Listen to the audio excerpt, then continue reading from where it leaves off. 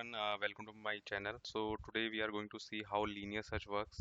So we will going to implement this linear search in using C sharp. Okay. So yeah, so I have just created some example here, like here. So you can see this is my collection here, 1 2 3 4 5 6 7. So all the numbers I have, right? So if suppose I'm going to search linear search, how it is works, maybe you already know. So suppose I'm going to search the number 2 here. Okay, so I will go one by one. Suppose 1 is equal to 2, no. 2 is equal to 2, yes. 2 is equal to 2. I will just go there and just return the index. So what is the index here? It is 0 and 1. So I will return 1 here. So it in this linear search, what can happen, like so I'm going to search the number which is at the last of the array. So in that case, what will happen, I will go from one by one, and I will need to go from starting to the end of the number. So I will just go from starting 1 2 3 4 5 all up to index. Suppose I'm going to search to 7, I need to go. So it can happen like I can have millions of items, so I am searching from starting to end, and my number is at the last index of that array. So in that case, I need to go from starting to end. So in that case, what will my time complexity? It will be O of n, because I am going from one, starting from 1 to up to nth of item, right? So in that case, in the best case, you can say it's a constant time, because it can happen sometime you are searching the item which is in the first index of an array. Okay, so in that case it will be O of 1. So basically this is the concept of a linear search. So now let's see how we can code it. So I'm just write this code in the C sharp. So I will just like, I will create one class here,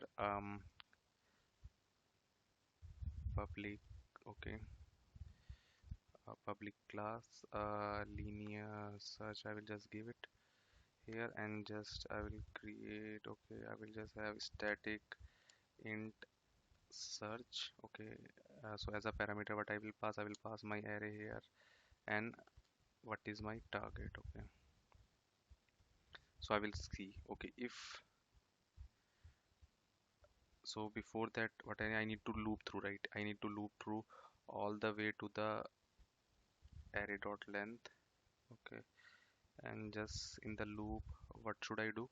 I just need to see, okay, if array, particularly in that index, I is representing here the index, is equal to the target.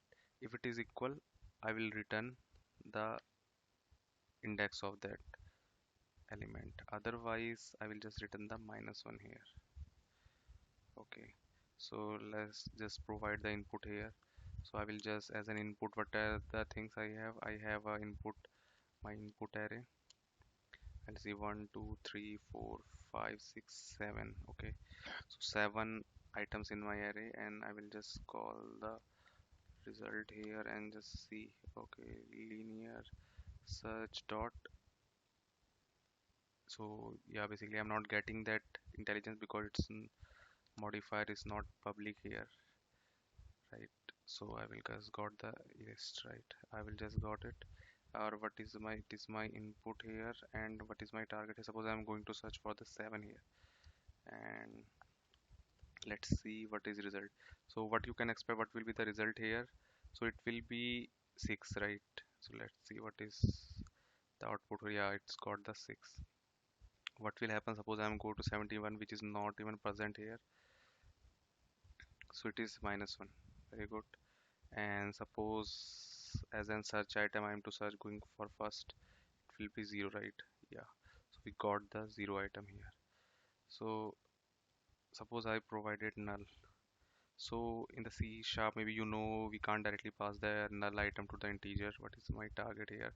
So I need to just decorate it here, and let's see if it is works. So it's a -1, right?